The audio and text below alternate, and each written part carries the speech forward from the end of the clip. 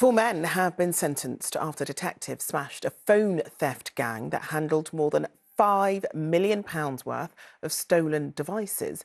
Owners were robbed of their phones right across London, and the gang used them to steal thousands of pounds from bank accounts. Sam Leader reports. London is the phone theft capital of Europe. Over 60,000 phones were reported as stolen last year. And in February, police busted one of the most prolific gangs responsible for the thefts. Two of the gang, Zakaria Sinijki and Ahmed Abdel Hakim Belhanafi, were caught draining victims' bank accounts on the high street.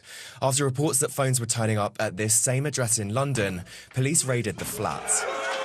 They found 170 devices believed to have been stolen, wrapped in foil to block mobile service. They also discovered a detailed ledger of thousands more phones, including the model, battery, and the colour of the devices. Police estimate more than 5,000 phones were handled, worth up to £5.1 million, with the group making around £600,000 from the thefts and subsequent fraud. They believe those stolen phones were sold overseas, and it's not just phones that people have lost. People tend to think of phone thefts as pretty low-level crime, but the court heard today how one woman had £55,000 stolen from her bank account, another who can't get a mortgage because her credit rating was affected, and students who can't get an education because their student loans were stolen.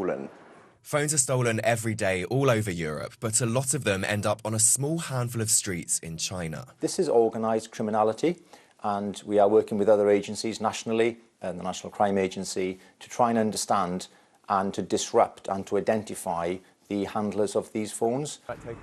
Victoria had her phone stolen back in January, although not thought to be connected to this particular gang. She had her bank account drained by the perpetrators.